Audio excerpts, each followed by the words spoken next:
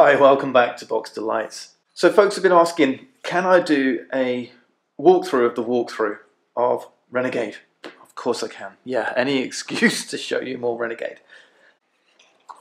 This is the final production copy.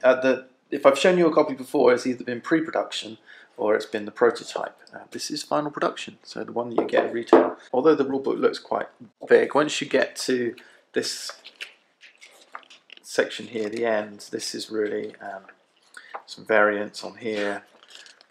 Then you've got like a rogues gallery of all the Renegades, and then you've got the walkthrough, which is presented by our Renegade leader, Rupert Stan's Ace Renegade First Class. So listen up, prospects. We're looking at the RS-20, a simulator designed by our black agents. Okay, so expert Renegades have put together this simulator to try and teach you the fundamentals of how to go about hacking in Renegade. You can play this more than one. It was kind of written with just one player's perspective. We're going to play the blue player, Tilda Suite. Right, so this is who we're going to take on. So let's do this solo. Rupert Stans, he was added as a stretch goal. So for your first games, use the primary Renegades. These are they. Okay, Tilda, Hetty, Monty, and Ocean. Then you've got the alternate Renegades. Once you're familiar with the game, switch over and try these alternates. And then for the five-player game, we added the purple player, Rupert Stans. So although he's there for the five-player game, you could potentially play him in your 1, 2, 3, 4-player games as well. But primarily he was added as a fifth player. Likewise, with the simulator was only, the RS-20 was only here really for the, only added for the walkthrough. But you could play against the RS-20 simulator in your standard games if you want to. So the RS-20, here's Logi, additional one, there's your 4 base game SMCs. The RS-20, again, if you want to play with the RS-20, it's not balanced against the others. It's not a regular game. This is really just a training exercise. The simulator was developed by the Renegades themselves to train up its Renegades. So what that means is if you go over to the countermeasures deck, notice you can fit everything boxed up in the base game box, as I've just done. Let's grab Tilda's starting deck, blue deck.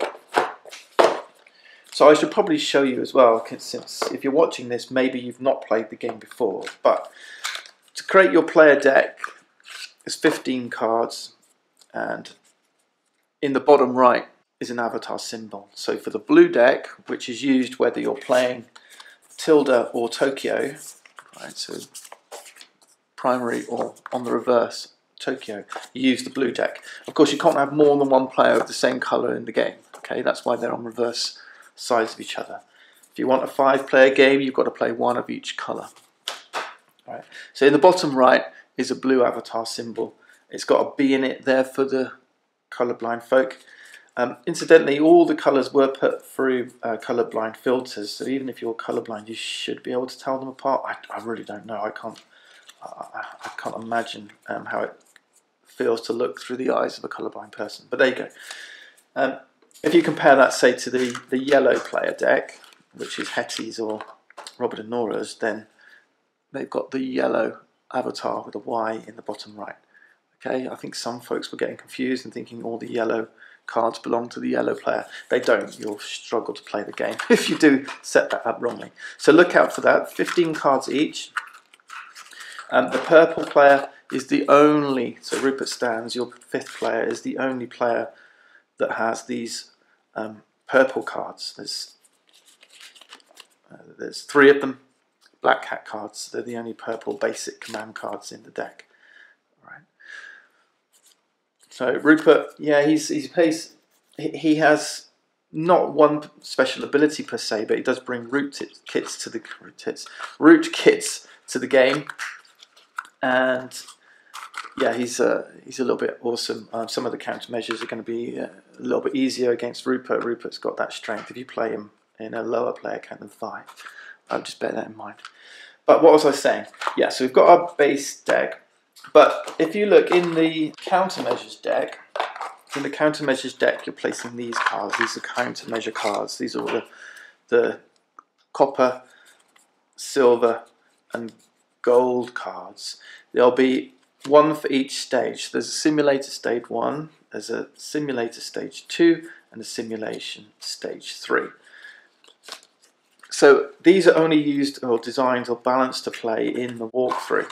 They're designed set for use with the RS20 SMC for tutorial purposes and should never be mixed in with the general set of countermeasures when you're playing in regular games. But of course, if you want to, it's your game, you can do whatever you like. Alright, so there you go. But do bear in mind that they're not balanced. So a silver, when it's not used in the sim, may be extremely difficult, right? Or a gold may be extremely easy. Okay, so there we are. Here's the RS20. So this is what these numbers represent. We got 1 copper, 1 silver, 1 gold. 1 copper, 1 silver, 1 gold.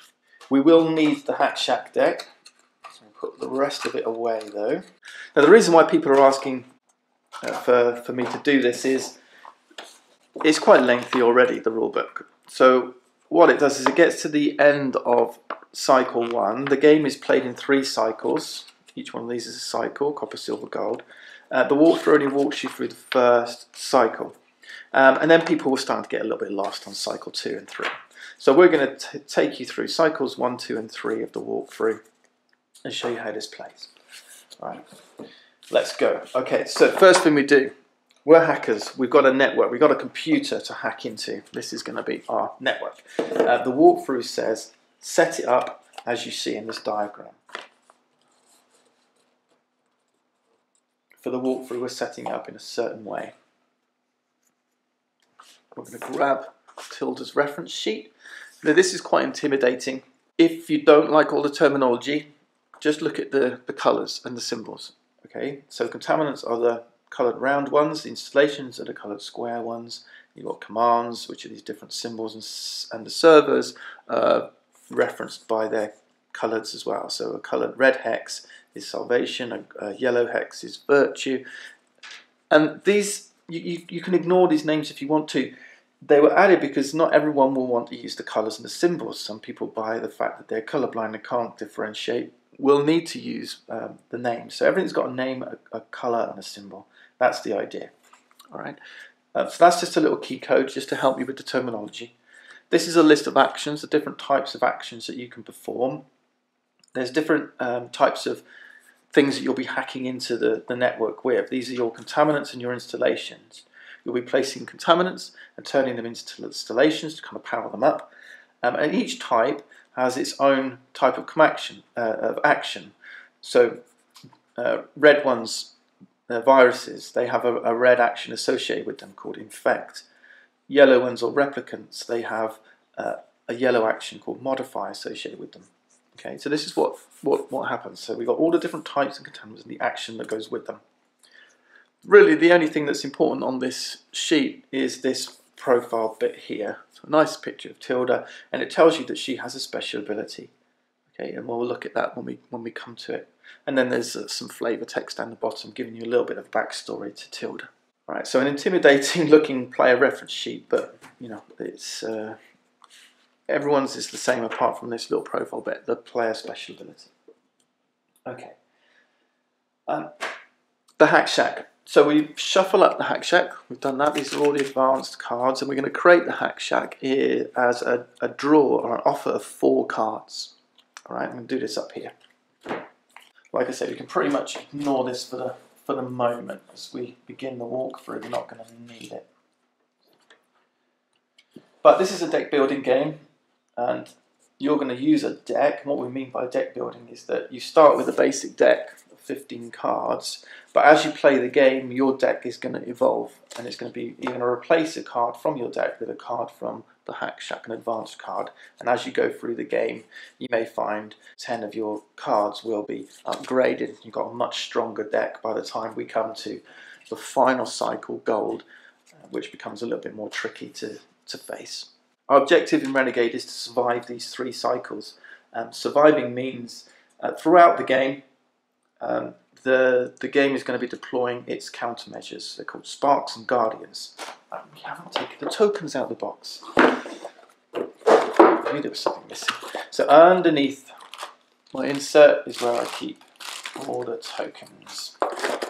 And we also need an avatar. We need Tilda's avatar. And for the walkthrough, you can put these 3 dice, the copper, silver and gold, back in the box. We're not going to need them. For the base game, using these 2 dice, is red and black. Okay, these are the infection dice. In the base game, this one is the SMC's strength. It's a basic 1 to 6. But once you get into the familiar game and you want to up the difficulty a little bit, what you can do is replace them with these copper, silver, gold cards. In the copper cycle, you replace the black die with the copper coloured die, and silver with the silver, and gold with the gold. And these dice get increasingly more difficult. There's no number 1, for example, on the copper die. There is on this die. Right? What that means is that the SMC is rolling, on average, a higher number that we have to defeat. Anyway, we get a little bit beyond the walkthrough and a bit technical. So let's, yeah, we'll end that there. But we do need some of these tokens. Anyway, the aim in the game is to survive. There's a limited number of sparks and guardians. There's only 5 guardians. These are the square ones. These are like the powered up installation, effectively, of the SMC versus its countermeasure sparks. Okay, if you ever need to place a 6th guardian or a 26th spark, you immediately lose the game. So the aim of the game is to survive. The SMC, in this case the simulator, is going to be putting these, sparking the network with these countermeasures, and you've got to fight them.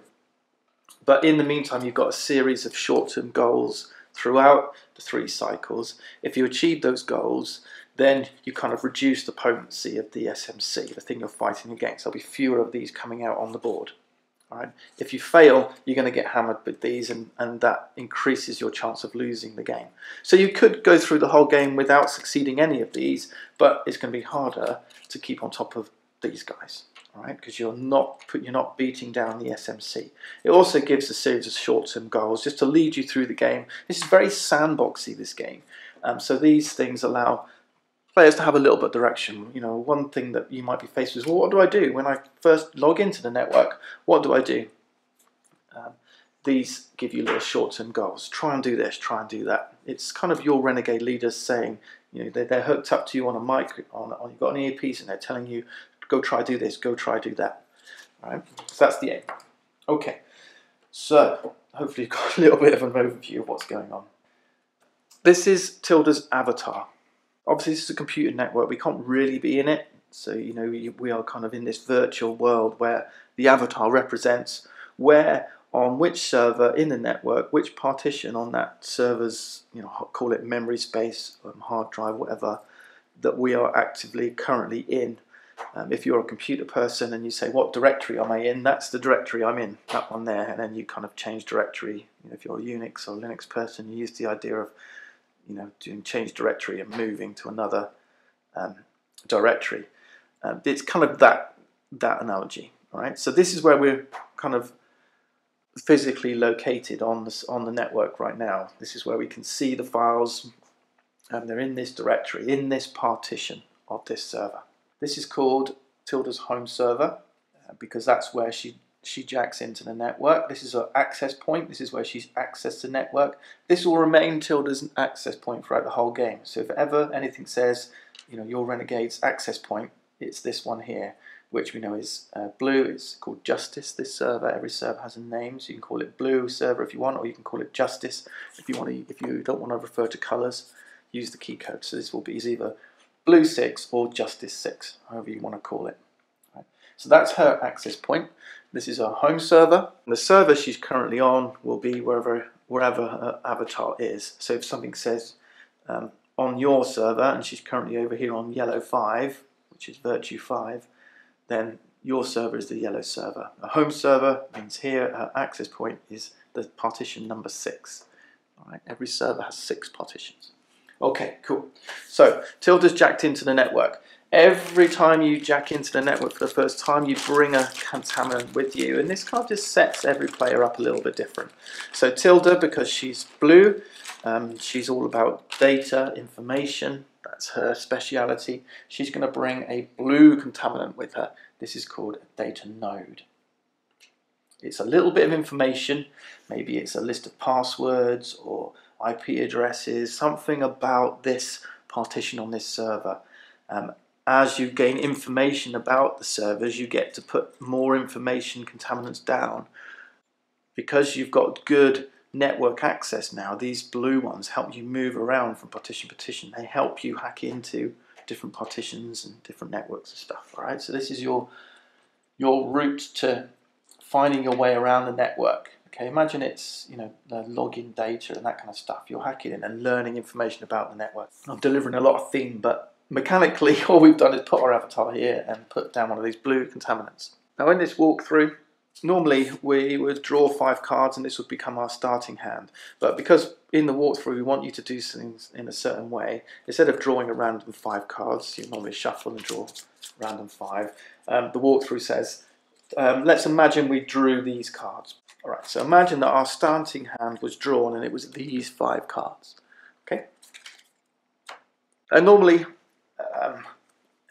Tilda would be logging in with a team of 4 other renegades, all bringing their own starting contaminants.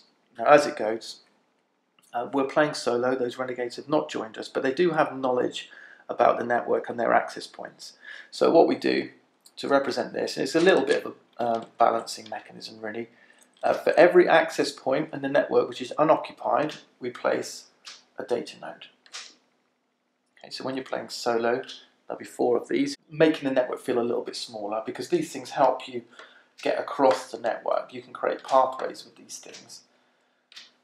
Yeah. The other thing you could do is have 3 on the same partition, and you can turn those into installations, and actually that becomes a port. And with a port, you can actually leap about or teleport around the network. So that's kind of cool. But hey, we're getting ahead of ourselves again. In a normal game, you can put these wherever you want. In the walkthrough, we're just going to leave them here on their access points. This is our draw deck. This is our hand. Right, we're going to have a discard pile. So cards we play from our hand will go in a discard pile. All right, let's go and have a look at our adversary. Our adversary is the RS-20 simulator. There's some instantiation instructions, some setup instructions here. There might also be some instructions down here. These would be things that are kind of ongoing effects. What you see up here is just how do you start the game. There's some extra setup instructions. So it says on each Renegade's home server, place 2 sparks and 1 replicant. Okay, the black ones are sparks. So we put 2 sparks on partition number 4. So partition number 4, we're going to put 2 sparks and 1 replicant. The replicant's the yellow one. Okay, remember you use your key code. If you're not sure what a replicant is, it says contaminant yellow replicant. Okay, yellow one. It helps you with the icons here as well. If you're not colorblind, you can use the 2 black circles, 1 yellow circle. On partition number 4, and 1 replicant, 1 yellow circle. On partition number 6, which is right where we're standing. It says also place 1 spark, 1 black circle, on every odd numbered partition on Faith, the purple server. That is adjacent to our partition with 2 sparks. 5 is not, it's not adjacent to partition with 2 sparks. 1 isn't. 3 is. Okay, there's 2 sparks here. It's an odd number. We put a spark down here. That's it. We're set up, ready to go. Renegade is a very thinky, kind of abstracty kind of game, right? It's a computer thing. It's a computer simulation, and we are kind of using these cards as commands, computer commands. We're stringing them together to create a sequence of commands that act out on the network. Right, so it's kind of got that vibe, that kind of abstract computer programming vibe. We're all set up complete. Now we're moving into the first phase of the game. On the back of the rulebook is a sequence of play, and it says first thing we do is intel phase. Intel phase says look at the copper countermeasure. We're in the copper cycle, and look at the goal and the setup instructions of sim stage 1. It says our goal is on each Renegade's home server and on Faith, purple server, have no sparks, the black circles. Okay, there's another little instruction here. This is only flavor text, nice try, but too obvious. You cannot shift a spark, a black circle, into a partition that already has 2 sparks. So here's our goal. We've got to get rid of 1, 2, 3, those 3. And what it's saying is, when we use the shift command, which is the command associated with green stuff, we're going to be shifting stuff around. All right? We can't shift. When you shift, you move a spark. You could move a shift to contaminant as well, but what you can't do is you can't put one in with two. Okay, right, that's just not allowed in this. The sim's stopping us doing that. All right. Now there's a reason for that, because what we could do is we could come over here and we could shift this one into here. And what happens if 3 sparks are ever sitting on the partition together? They get removed from the board and turned into a guardian. Okay, 3 sparks create a guardian. Now you might say, well, there you go, I've achieved the objective. I've gotten rid of all the sparks. Yes, you have. So the rules say, no. The sim is saying, no, I'm not letting you off that easy. All right, you can't shift 1 into 2. Right, next phase is command phase. Okay. Start of turn step, restock hack shack, new sparks, play your commands. So new sparks is when the SMC starts putting black stuff on the board. Then you start playing your commands, taking your actions. You fill your hand back up, draw another 5 cards, and then we're in the end of turn and we start the next turn. Right, we're going to go. We've got 15 cards. We've got 3 turns of drawing 5 cards each. Okay, that uses up our whole deck. So although this is a deck building game, it's you're building your deck. The good thing about it is every cycle, copper, silver, gold. Some SMCs make you do 2 cycles of silver, but every cycle you're going to see your whole deck. Right, so every time you play, you're going to see your whole deck, and you're going to see your whole deck multiple times in this game. Right, so there's not worry of upgrading your deck and then never seeing that card that you bought. Right, let's start taking some commands then. So you've already learned, I've already told you, playing cards from your hand is akin to making computer commands and doing stuff. All right, so we're going to play decrypt right now. Decrypt generates 2 information commands, 2 blue commands. Right, and with those 2 information, so I'm going to play this card. I've got 2 information. With that 2 information, I can move. And for every information, I can move from one partition to another partition. Right? So at the moment, I can move 2 partitions. 1, 2. Okay, because I've created 2 movement. Now, when you move, you can carry contaminants with you. Right? You're moving files about. You're moving the things you've hacked with about. You can move with as many contaminants of the same colour as you wish. So if I've got 2 yellow ones here, 2 replicants, I can move and carry those 2 with me. Okay. You can't take replicants of different colours, so I couldn't move and take both the blue and the yellow. I could take one or the other. Okay. But all of the same colour, that's absolutely fine. So we've got 2 move. We're going to move 1 partition. We're going to head up here to partition number 4, and we're going to bring this replicant with us. Right, that's all we wanted to do. If we create excess commands that we didn't need to do the thing, to take the action we wanted, doesn't matter. They just get thrown away. Okay, so we could have potentially, played more cards. We could have played those 2 and given us 3 move and moved from here to here. We could have just used data steal, but in the walkthrough, we're just trying to demonstrate the fact that, you don't have to use all the commands that that you generate. Okay, you can generate excess commands and not spend them. Okay, you can't mix and match your actions. So you can't use blue and yellow. I mean, blue does move, green does shift. You couldn't take an action to use a bit of green and a bit of blue. Right, that's 2 actions. We're using blue to move and green to shift. Okay, so the action is move.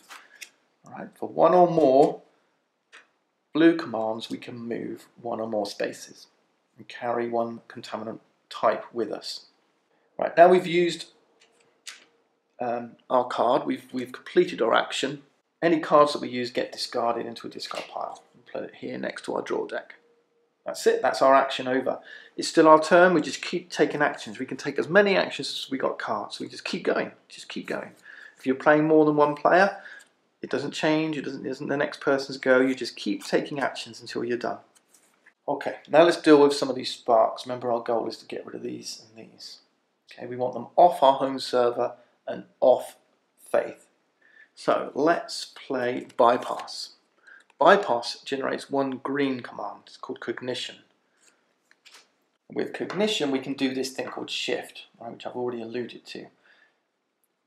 Like moving, you can play multiple cognition and shift multiple things. All right, but I've only played one cognition. So with one cognition, I can shift one round thing. I can shift a spark, I can shift a cognition. And shifting is a bit like moving, but you don't move your avatar, you move the thing that you're shifting. So if I want to shift this spark, I want to get these off my home server. So with that one cognition, I'm going to take the shift action to shift one of these things. I'm going to shift it over here. Okay, you can shift it from your partition to an adjacent partition, any of these places. So I could have shifted it here, I could have shifted it here, I could have shifted one of these here. Right? You can shift from your partition, where your avatar is standing, to another partition. That's our shift action complete. We've used the bypass command. We'll put that over here in our discard pile.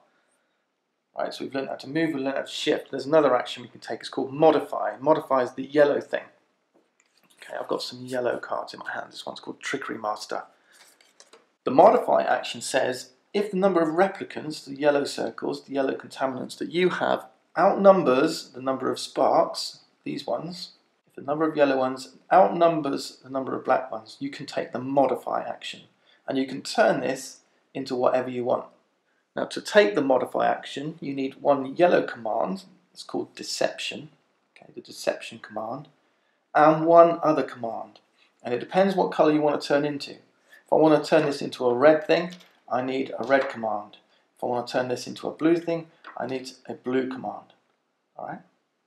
The good news is we also have purple, which is called leadership. And this card, Trickery Master, it gives me the one yellow I need, the one deception to do the modify, and it gives me a second command, and the second command is leadership. Now leadership in this case can be used as any one of the other four colours, or its own colour in itself, purple, leadership. So I could use it as red destruction, yellow deception, green cognition, blue information, or purple leadership. Right?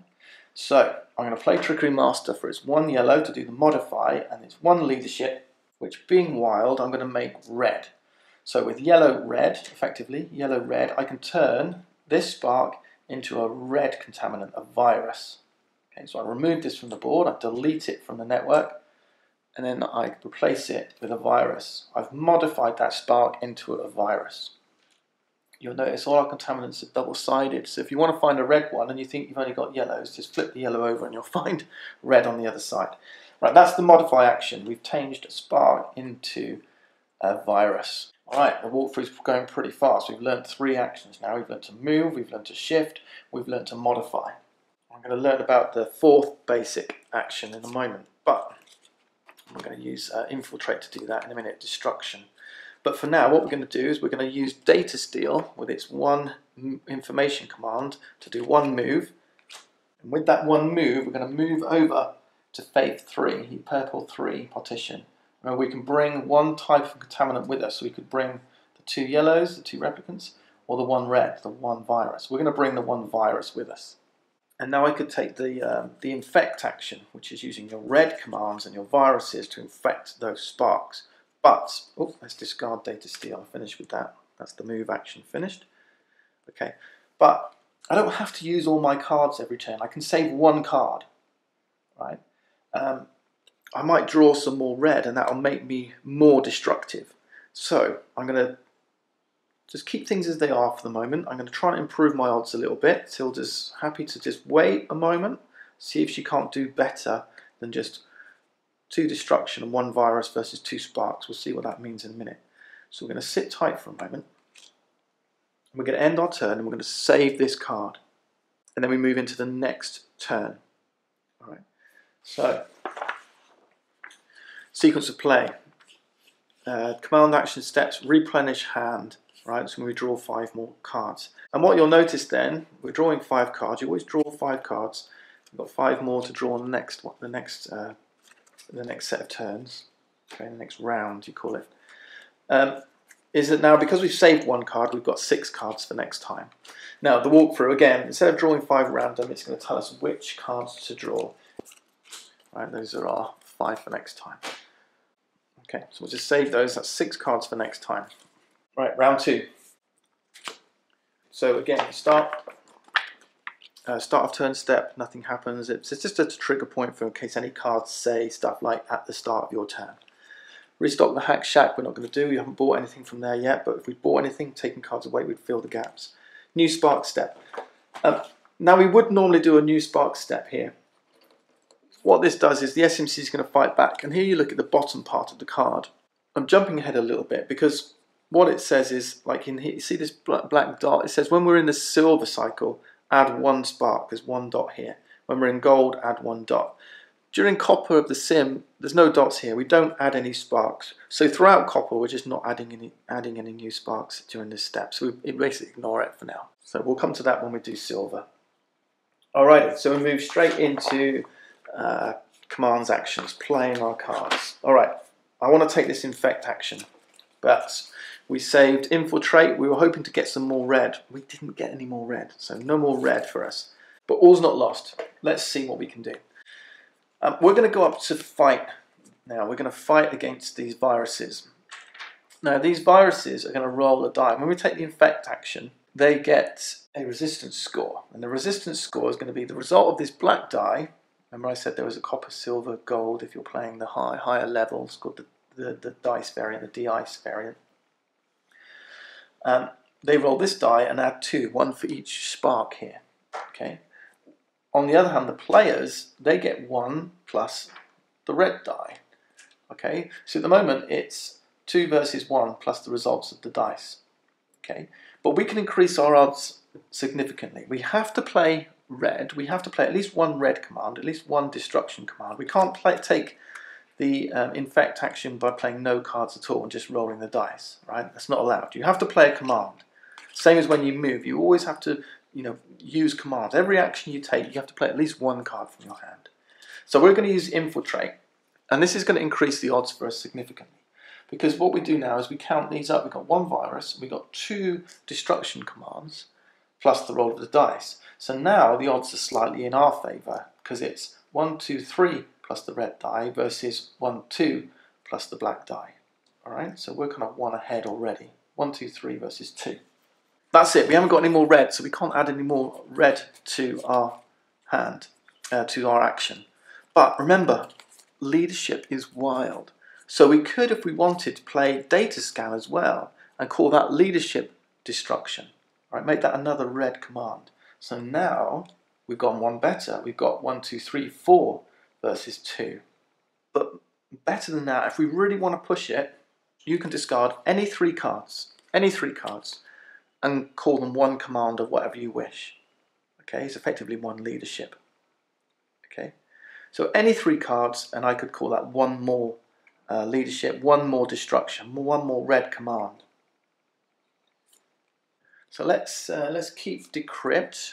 All right, we're going to use that to move around. Movement's always helpful. Let's discard these 3. Focus, focus, infiltrate. Not for their commands, but as the 3 of anything for 1 leadership, for 1 more leadership, which we can turn, because purple, into anything we want. So 1 more red. Okay, so now we've got 1, 2, 3, 4. 4 destruction plus 1. That's 5 versus 2 plus the roll of the dice. So you roll the dice, and you've got 7 versus, and I've rolled a 3. 1, 2, 3, 4, 5, 8. 7 versus 8. So we just scraped through. As it goes, the walkthrough's been a little bit mean to us, and they've said, well, instead of rolling a 3, let's say Tilda rolled a 2. Now what? Because we've got 1, 2, 3, 4, 5, 6, 7 versus 5, 6, 7. 7 versus 7 is a draw. What do you do in a draw? Unfortunately, the players lose in a draw. So the SMC wins, and when the SMC wins, you remove a virus from the partition. You always need a virus here. You can't take the infect action without a virus. The good news is if you win, to kind of counteract that, instead of removing 1 spark, you remove all sparks. So if we had rolled a 3, 8 versus 7, we would have gotten rid of both those sparks. As it goes, we lost. It was a draw, so 7 v 7, we lose that virus. And all these cards we played get discarded. That did not work out for Tilda. Okay, we've got 1 card left to decrypt. We're going to save that for the next round. Let's draw back up. We know what cards we're going to get. So we've got a hand of 6 cards. End of turn. start a new turn, new sparks. There's none because we're in copper, and then we start the next turn. All right, what are we going to do? Right, Tilda's feeling a little bit stuck. She's got 2 replicants over here, which she knows she can use to modify, and 2 sparks here. So we've got some diversion, we can do some modifying. Now, let's pay attention to Tilda's profile. So, Tilda's got a special ability. Well, every Renegade has a different special ability. So, for example, Tokyo Black lets you take one of these servers and relocate it on the network. You can move it somewhere. Tilda says when she moves, she can carry a spark with her, or one other contaminant of different colour. We're going to make use of a special ability right now though. So what we're going to do is we're going to play Data Steal, okay, for 1 movement, right, 1 information. And we're going to move back to Justice 4, and we're going to bring 1 spark with us using her special ability. Right? Normally you can't do this. No other Renegades other than Tilda can do this. So she's brought this one over here. Now you know what we're going to do. You can see we outnumber this spark, yeah? Let's discard Data Steal, we've spent it. Now we're going to use Diversion to do the modify. Now remember, to do a modify we need 1 Deception. Diversion gives us that. And we need 1 other command corresponding to the colour we want to turn this spark into. So if we wanted to turn it into one of these green ones, an uplink, then we would need a green command, okay, cognition. We're just going to use Diversion, and its second command happens to be yellow. So 1 yellow, 1 deception, second deception, we're going to turn this into a yellow. All right, we're going to turn this into a replicant. So let's do that. Now we've got 3 replicants on this partition. We've taken the modify action. Great. Modify is good because there's no dice rolling involved here. All right. Where destruction's good is you can take these things out. You can take out 3 sparks in 1 hit, 2 sparks in 1 hit. All right. You can also take down these guardians. You can't modify a guardian. You can only modify these little ones, but you can infect these things with red, with destruction. Let's learn about a new type of action. It's called upload.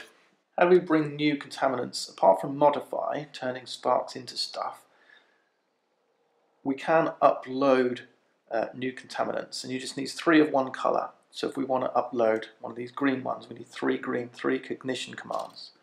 Okay. What we want is another virus, so we want 3 red commands, 3 destruction commands. So we're going to use Renegade Apprentice, which gives us 1, and then Sabotage, which gives us another 1, plus Leadership, and we can call that red. So we're going to call that red. So we've effectively played 3 destruction now, right? Red, red, red. Right? So for 3 commands of 1 colour, we can upload a contaminant of that colour. We can upload a virus. Okay. There's an important sequence here. Tilda could have, you might have said, well, why didn't she upload those first? You can't upload onto a partition where there's a spark. So before we'd modified that into a replicant, there would have been a spark here. You can't upload where there's sparks. So we had to get rid of that spark first, and then we can upload. Okay. The sparks stop us uploading. That's their special ability. 3 commands of 1 type to upload a contaminant of that type. That's the upload action. Once you've got 3 contaminants of 1 colour on a partition, like we do here, we've got 3 yellow replicants, you can turn those into an installation of that type. So 3 yellows make one of these squares.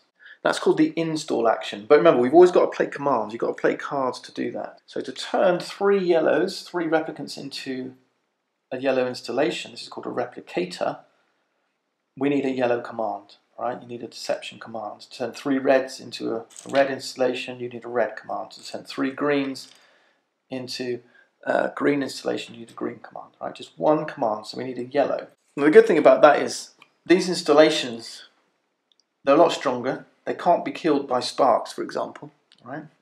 Or other contaminants do. They're weaker, they're vulnerable to sparks. The other thing is the installation brings its own upgraded powerful ability. Okay, we'll learn about those as we move on. For now though, we want to learn how to install. How do we turn those into this? We need 1 yellow. We don't have any yellow, but we do have leadership. Leadership is wild, so we can make that 1 yellow, 1 deception command. So we're going to play memory steal. We don't worry about this one extra cognition. Remember, that's just thrown away. It's excess commands. We don't care about it. We're going to play this one for its one leadership. Make that yellow because it's wild deception. And we're going to take these three away and install a replicator, a yellow installation. And again, sparks stop you installing. You can't install if there's a spark on your partition. You can't upload. You can't install. Right? Sparks are mean like that. We're nearly there.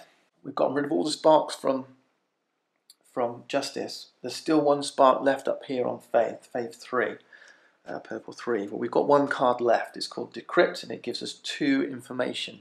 And what you remember is we can move. Tilda's special ability is she can move with 1 spark. So let's play Decrypt for move 2. We want to move. I'm going to bring this virus with me. You can't move with installations. Installations are kind of set and solid. They can't move. They're immovable. But we can move. We can bring this virus with us. That's 1 move. We've used 1 of our information. We've got 1 move left. And we're going to move away and take that spark with us using Tilda's special ability to move with contaminants as normal plus 1 spark. And again, this is just to illustrate how the game plays. To be sensible, we could move down here, right? We've thereby completed the goal of Sim Stage 1, which was each Renegade's home server and Faith must be free of sparks. Okay, but Hetty likes playing a little bit wild and loose. So she's going to move up here, and she's going to move and bring those with her. Now there's a reason why we did this, and it's just to illustrate what happens next. Because if we move back to our sequence of play, we've completed the command phase now. We did intel phase, we've done command phase, we've got no more cards left in our deck. What we do now is we move into the countermeasures phase. This is when the SMC fights back. First, the SMC's revenge step is called the first step of the SMC's revenge is the virus battle. If there's any partitions where sparks and viruses, the black round ones, the red round ones, share a partition, then they're going to fight right now. It's just like the infect action, but this time you roll the dice and you don't have an opportunity to play cards. Okay? There's no destruction you can add to it, so you just roll the dice. So if Tilda rolled a 2 and the SMC rolled a 3, our infection score will be 2 plus 1, 3, versus 3 plus 1, 4. The SMC would win, the virus would get deleted. There are now no more partitions where viruses and sparks share a partition. That's the end of the virus battle segment. Okay. The next step would be the delete contaminant segment. Any partition where a spark shares a partition with any other type of contaminant, those contaminants get deleted. Right, so that data node would be gone. So this is dangerous. This is dangerous. We're playing a risky game. But for the sake of the walkthrough, let's assume that Tilda rolled a 4. Now we've got 5 versus 4, right? 4 plus 1 versus 3 plus 1, 5 plus 1. This time we delete the spark, right? We win. 5 is greater than 4. We win. Okay. So it's a risky play. But you've got to look, you know, at the end of your third round, when you finish playing cards, if you leave contaminants on partitions with sparks, they're going to get destroyed. Your viruses act as little guards. Okay, there's this last Hail Mary, if you like, where your viruses can protect a partition against viruses, against sparks. And the more you've got, the more protected that partition is, the better chance you have of protecting that partition from the effects of sparks deleting contaminants. Okay, that's it. We've gotten through the end of the countermeasures, the SMC's revenge step. If there was a guardian on a partition and a guardian shared a partition with an installation, then the guardian will delete it. Right? Guardians are upgraded versions of sparks. They will delete installations. A guardian versus an installation, there's nothing you can do. They're gone. All right. So look out for these. They're really bad. All right. After the SMC's fought back, we now look at our countermeasure card and we assess, did we complete the goal, yes or no? So the goal was each Renegade's home server and Faith must have no sparks. Yes, we did. We flip it over. On the back of these cards is a success or a fail. If that had come off badly, we'd be doing the fail event right now, but we succeeded. So we turn it this way around and we look at the success. It says add one virus, the red circle, to Faith, partitions 1, 2 and 3. Also add one uplink, that's the green circles, the green contaminants, to each partition on Faith. Incidentally, the green ones, these are uplinks, they're the flip side to data nodes, which are blue. Right, so we've got lots of contaminants now on Faith. And that's completed copper. We've finished the first cycle of the game. So we can remove this from the game now. And we can grab one of these 25 victory point tokens. You don't have to keep a count of your score if you don't want to. But it's good fun to keep count, right? So we take the copper one. We've succeeded in the copper countermeasure.